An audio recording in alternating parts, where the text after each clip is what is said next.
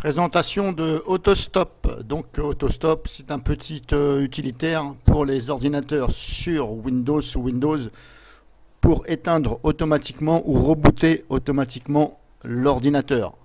Donc ça ne s'installe pas, c'est un petit fichier exécutable. Donc il est là, ça fait longtemps que je l'avais.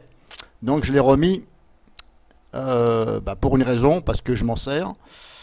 Donc je vais vous le faire découvrir. Il est tout simple, c'est vraiment très facile. Donc comme je vous l'explique, si un jour vous avez besoin de laisser votre ordinateur allumé pendant quelques heures ou quelques minutes, et vous ne voulez pas le laisser allumer par exemple toute la journée si vous partez, eh bien vous programmez éventuellement l'extinction. Donc hop, il est ici, je double-clique dessus, voilà. Là on fait exécuter, ok, voilà, c'est tout simple, c'est comme ça. Alors, on ne peut pas agrandir la fenêtre, c'est pas grave. Donc, hop, c'est pas dur.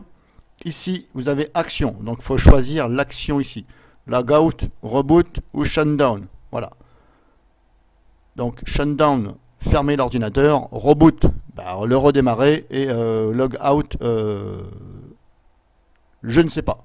Voilà. Donc, rebooter l'ordinateur. Donc, le redémarrer automatiquement. Shutdown, le fermer, l'éteindre. Voilà. Il va falloir bien sûr ici cliquer sur action forcée. Voilà, si vous choisissez ici, il faut action forcée. Donc par exemple, je veux le fermer. Je veux que dans 2 heures, il s'éteigne et puis voilà. Parce que par exemple, je vais partir, mais je n'ai pas envie de le laisser allumer toute la journée. Donc j'ai envie que dans 2 heures, il s'éteint. Par exemple, je télécharge un film, par exemple, chose que je ne fais pas, mais c'est pas grave, c'est un exemple. Et je sais que ça va mettre par exemple moins de 2 heures et je veux que dans 2 heures, alors il faut prévoir un peu plus bien sûr, hein. Si c'est dans 2 heures, ne mettez pas 2 heures, mettez 2 heures et demie, voilà. Prévoyez toujours une demi-heure voire 1 heure de plus parce qu'on ne sait jamais. Donc je télécharge un film, ça va me prendre, admettons 1 heure, un exemple, je dis, je veux que dans 1 heure et demie, il s'éteint. Donc je choisis ici shutdown, fermer l'ordinateur, action forcée, je force, et ici compte à rebours. Donc soit je mets le compte à rebours, ici je choisis, donc dans 1 heure, je mets 0,1 qui veut dire 1 heure, ici minute, voilà, heure, ici minute, seconde, donc minute, je mets 30 minutes, je me mets jusqu'à 30 minutes à peu près, voilà, c'est un exemple, hein. Voilà, 1h30, voilà, donc là je lui ai indiqué que dans 1 heure et demie, l'ordinateur doit se fermer. Voilà, donc ça va, l'ordinateur va s'éteindre dans 1 heure et demie quand je vais cliquer sur démarrer, ici.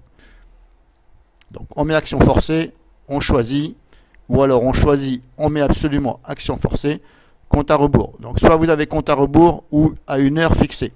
Si vous voulez qu'il s'éteint à midi, par exemple, hop, vous mettez à 12:00, par exemple, et là vous cliquez sur démarrer. Voilà. Donc moi je vais prendre par exemple l'exemple du compte à rebours. Donc là hop, je clique sur démarrer.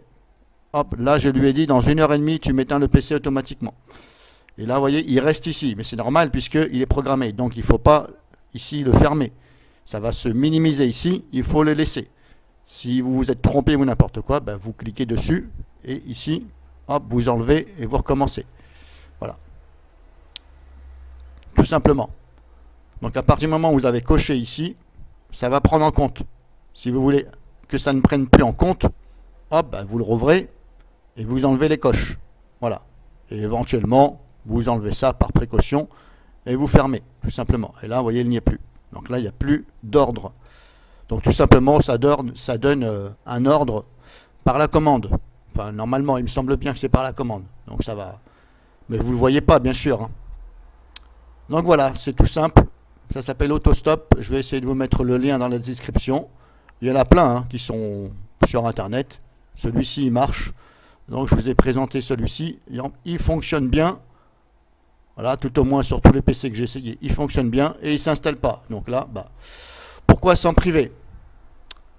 Après, je ne me rappelle plus si c'est possible à faire directement sur Windows 10. Est-ce qu'il y a cette solution? Je ne me rappelle plus puisque je n'ai plus de Windows 10.